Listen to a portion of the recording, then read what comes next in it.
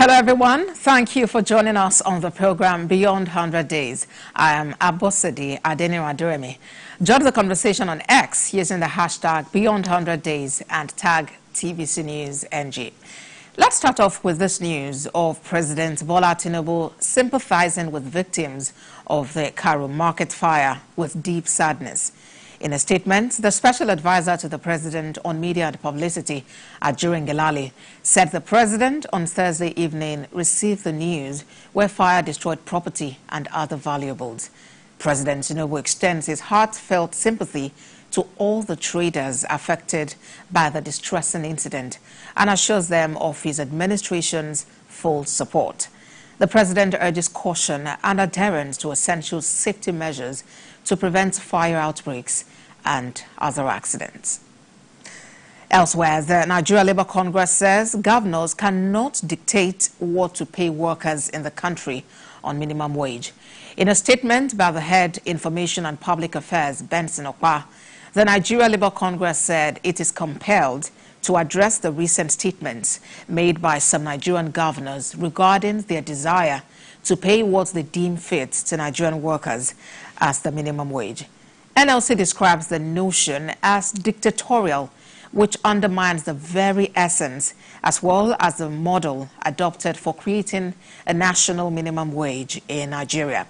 The NLC reminded governors that the national minimum wage is not synonymous with the individual pay structures of the states, which they implement religiously, reflecting their unique financial capabilities and circumstances. This diversity in pay structures, the NLC says, underscores the flexibility that already exists within the system, allowing states to reward their workers in alignment with their financial realities. They asked President Tinubu, who had promised a living wage, not to allow himself be blackmailed by the governors.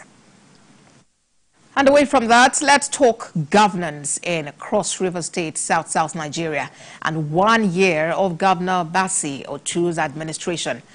A lot of effort is in place, and there is total overhauling of some areas and development in Cross River State.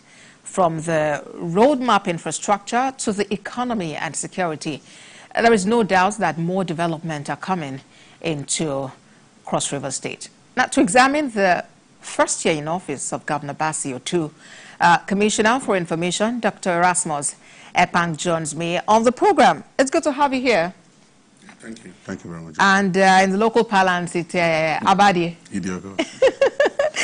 All right, so let's start off with the issue of national minimum wage. You know, the president has, he's not given anything to chance. He's not in a hurry to put a figure to the minimum wage. And rather, he says that what is important is to get wider consultations. Let more people talk about this so we reach a wage that is agreeable to all. And what is your reaction to that, you know, vis-a-vis the position of NLC that states have no... State governors, yeah, they have no powers to unilaterally decide on the minimum wage. Well, honestly, I must first by, sympathizing with workers across both Nigeria. The truth about it is that life is actually so difficult, and regardless of what was mentioned as minimum wage, I don't think it can actually carry a proper family of four now. So first of all, I want to sympathize with workers, and all that. But looking at it the other way around too, I want to commend Mr. President for his, very robust programs and policies, fighting so hard to ensure that he actually touched all lives of Nigerians from every angle. And his wisdom also to actually halt, the minimum wage, issue for more wider consultations and all that. I want to say that even if you're paid 500,000 naira, with what is going on today, where small-scale businesses would actually decide their price their way, no price control to some extent. People can actually wake up, look at you, depending on how you're dressed, and then we'll give you a price for things. We really need to look at that. I mean, it won't still be enough. So honestly, I want to urge us to continue to, encourage Mr. President and pray for him. Seeing even what he was trying to, come up with some palliative reliefs for, workers and all that. Well, the minimum wage issue, for me, I don't think the governors are trying to dictate. We just have to be very realistic here. because apart from even looking at the fact that most, governors, it varies in FAC allocations and all that. Some states are relatively very, very poor. You understand? You can actually, I think what they are looking at is just to look at it holistically, to actually look at it very well in such a way that it will actually, carry almost every citizen as in everybody can work. Mind you, with this minimum wage, we're talking of some private sectors also that would actually pay a laborer that amount, drivers that amount, and all that. So are we looking at just increasing, and actually with the trend today, we know the inflation rate is very high.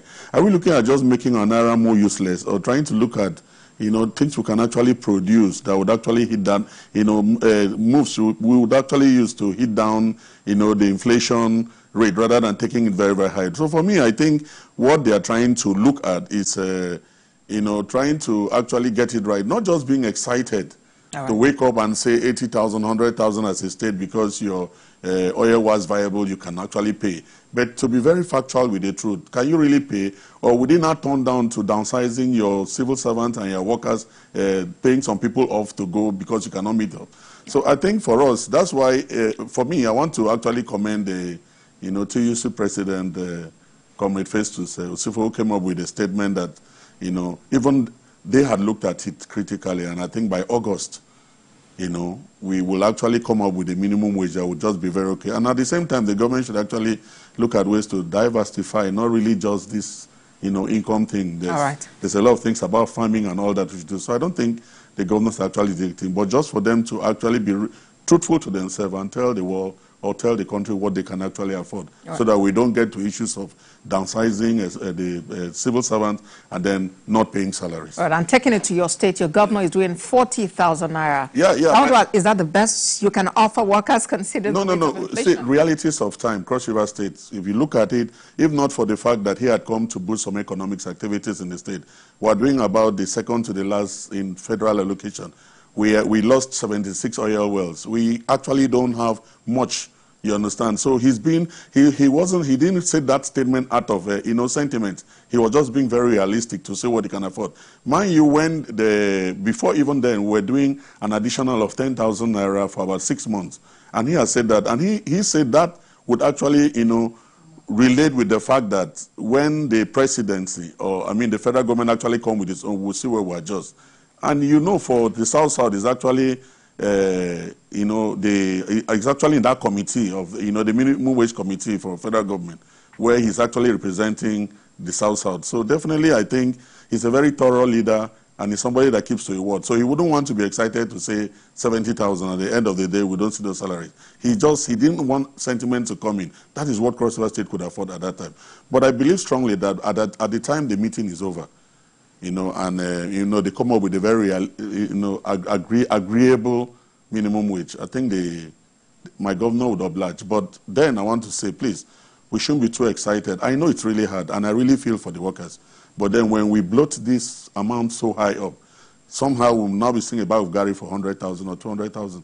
And at the end of the day, even there was the France, the CFAs and all that, our money will just have no value. So we should actually look at being productive and see how we can actually work within and diversify, go through the agricultural sectors to see how we can just be food sufficient, and then with some amount of money, we'll be fine. And since it's a bad situation, but I think we'll get over it by the grace of God. All right. So since we've started with the economy, we'll just continue on that stead. While marking his first year in office, your governor did mention that since assumption of office, a total of 55 billion naira has been paid to offset loans, debts and contractual obligations that he met on ground. But for a state that has just about 3.7 billion naira in the State Reserve Fund account, that's like a lot of money. Yeah, it is. His Excellency Senator Prince Basedo actually had looked at Cross River State coming on board and saw that we were not a productive state. We were almost solely, depending on the federal allocation and all that.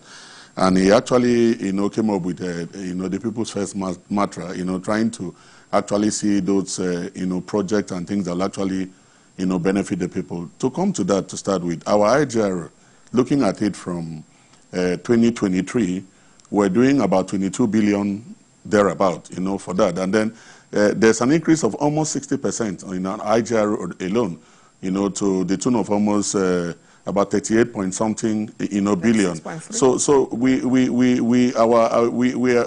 actually have a commissioner of finance who was a seasoned banker himself, a seasoned banker before. We have a chairman IRS who is very good in what they do best. So I think a lot of leakages have been stopped. We automated our profiles and everything. So even the business community actually assisting us too. So the multiple tax thing and all, everything has been fused to one where we actually generate, our IGR has actually really stepped us.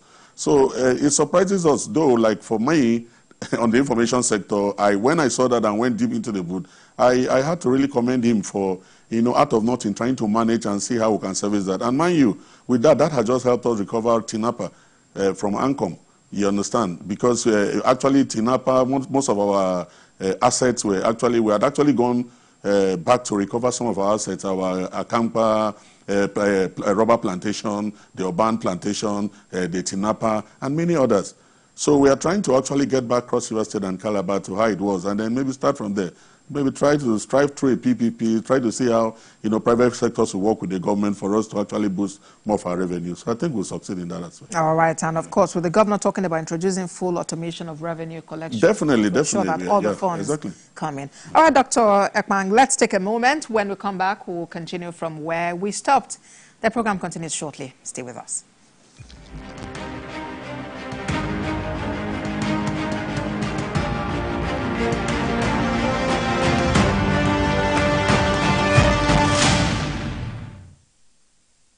The program is Beyond 100 Days, and I'm speaking with Dr. Erasmus Ekpang, who is the Commissioner for Information in Cross River State. Let's talk about, of course, your state and Calabar, the capital city. Call it the hub of tourism. The potential is huge. And as a matter of fact, it was once declared one of the cleanest cities in Africa. But what has become of the Calabar of then? What is the state government doing to restore these days of glory? Yeah, His Excellency Senator Prince Bassett, coming on board, had actually looked at all this, and for us, it's the people's mantra. We're actually trying to get back Cross River State and Calabar, so that Calabar you knew, like the cleanest city in Africa or wherever, having even the biggest street party at the end of we're a tourist state. And all that. We have a lot, we showcase for tourists and all that. Yeah, we started very well by actually, looking at the state where we needed to actually bring in investors, actually tell them what to do with the, how to do with the investment in our state that we are, safe to do business with and all that. We started with the economic summit, where eventually some investors foreign investors bought into, trying to do business in Cross River State. And then after that, we actually overhauled the Calabar. I would say overhaul in the sense that almost all the routes, we had taken over office when, about this period where the rainy seasons were bad, where it was very difficult to actually fix potholes, sorry.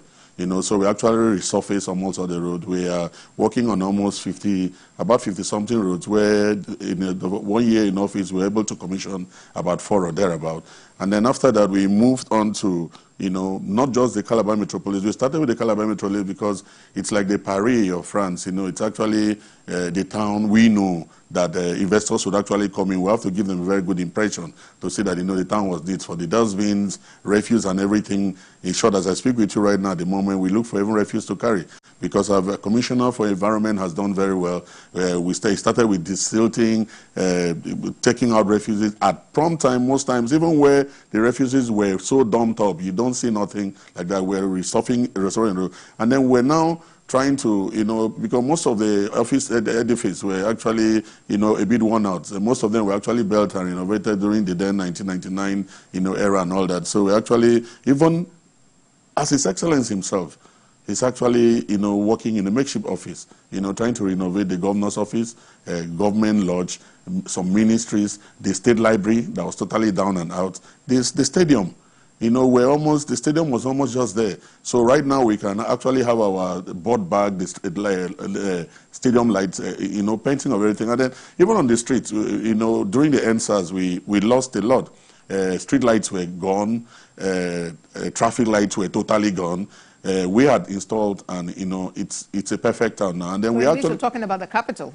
Yes, and that's what I'm saying. We actually moved to the central, where, as I speak with you, Central Road within the Yako area, if you know Cross River State very well, are ongoing. They're working on them, the deeper junction, traffic lights are going. Same as Ekpang, central internal roads also. We're taking it through the whole state, and even to the Budukato Ranch, where we already have Namel working on the dairy farms, and all that. And then on the agricultural sector, we actually started first with doing, how do you call it, the kind of soil land survey, because we actually have about 1.8 million arable, land for, crops and fruit to tribes.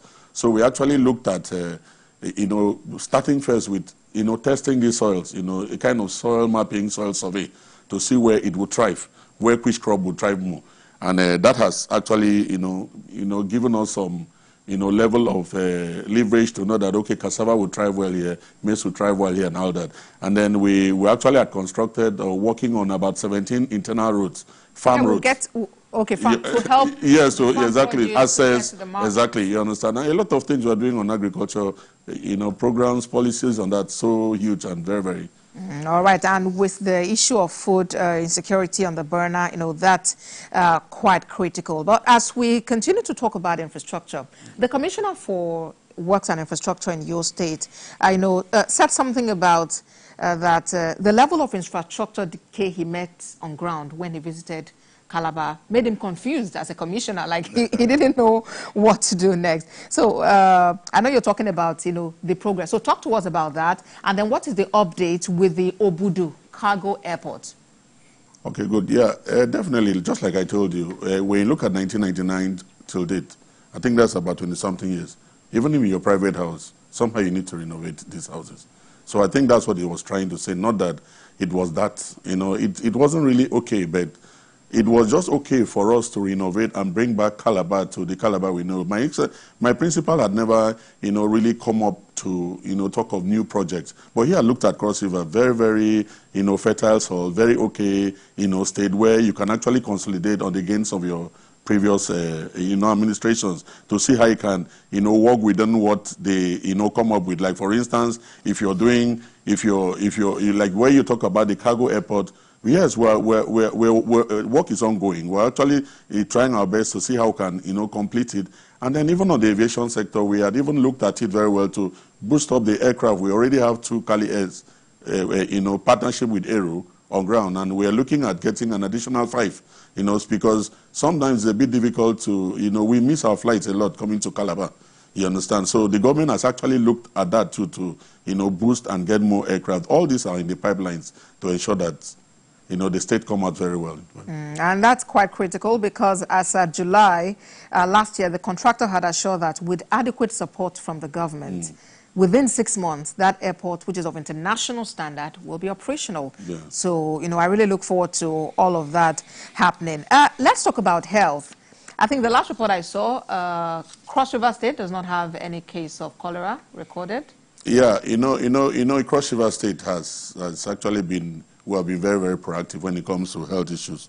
You're very aware, too, that those days when the COVID-19 came up, Cross River State was a bit out of it till maybe towards the end. We, started the face masks, courtesy of the then Governor, Senator Ben Ayadi and all that, and eventually we're now actually supplying face masks all. So, but for health, I will tell you that the government has been very proactive. We have rebuilt ongoing almost 196 health centers. And then at the same time, in some areas, if you know Ekpang local government, we had actually upgraded that health center, to a general hospital where it would fit Boki, Etung, and some other local government very close by. And then we have actually built and completed, commissioned 2 oxygen plants in Calabar metropolis and Ogoja local government. So it means that actually having accident deaths for oxygen issues is not too much of an issue for us. And by the grace of God, we'll now have neighboring states actually coming in case they have emergency for, oxygen and all that. And then we have this essential drug program central warehouse, and a microbiology referral lab that was totally destroyed during the NSAT. That has been fixed and, serviceable. And then His Excellency thought it wise. We have this Sweet Prince Health palliatives for the vulnerable. We're looking at people above 70 years and less than 5 years. You understand? And then even Her Excellency too, Reverend Yowan, is trying her best to, add up to help, because so we have free antenatal, and then most times babies born within a particular period, she's always saying that. So for health, we are very, very proactive. Of course, we know that is just almost a lifeline of every human being. So my principal has never taken that for granted. And for now, as I speak, we are free of cholera. For now, though still on checks, by the government and the task force set by the Honorable Commissioner for Health. All right, now let's talk about that big elephant, the Lagos-Calabar Coastal Road. It ends in your state. That's the final destination. Yeah, it ends in my state. Yeah, it ends in my state. But the good news here is that I just got a notice now that the Minister for Works will be there tomorrow, because when distinguished Senator Govt Akpabio, Senate President, came from the South-South APC stakeholder meeting, he promised that on or before 2 weeks, the minister will be around to actually flag off one phase from the Calabar axis. Our argument was this: while they start from the Lagos axis of coming down, it's long awaiting for us to wait for that long. It's better they start from the Calabar exit also, so that we actually meet ourselves somewhere in the middle. And as I speak with you tomorrow, the Honorable Minister for Works will be in Calabar, stakeholders, chiefs, my commissioners, a lot of other dignitaries have been invited for it, for us to actually show where it starts, how it starts, and when it's going to start. Basically, when I get back to Calabar, I'll be able to be more sure, more specific on the area they're going to start. But I want to assure you that we're starting another phase from Calabar where it would meet somewhere, not waiting for Lagos to meet Calabar. So it's actually one of, in short, I thank Mr. President Asiwaju Bola Ahmed Tinubu for that, gesture. For us, an agricultural state, a lot we do. Besides that, we're closer geographically to China and all that. So we have a lot of foodstuffs, so actually it's easier for us now. Our biggest problem has been road. And if that is fixed, I think almost that place will be very busy. All and right. Then a lot, yeah. And very quickly, another problem, the issue of security.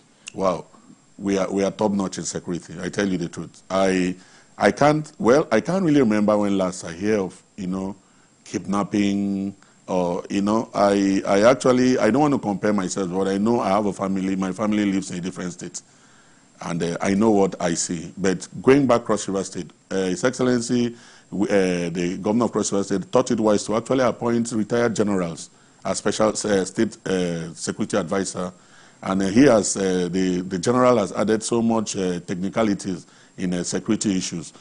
Security posts, security have been increased. You understand? Like, we have a lot of security checks.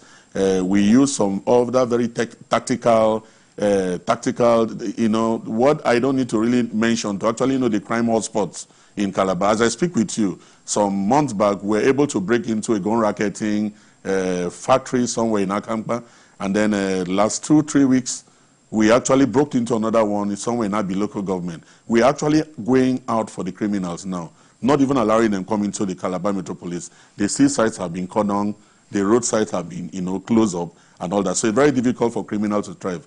It's actually very, very, it's actually, it's very, very okay for, anything good to come into Cross River State. All right, then. Thank you very much for sharing with us what is going on in Cross River State. We can only wish you and your team the best, your principal the best, as you continue, in that bid to make Cross River State the place to be. Dr. Erasmus Ekpang is Commissioner for Information, Cross River State. Thank you so much. Thank you very much. Thank you.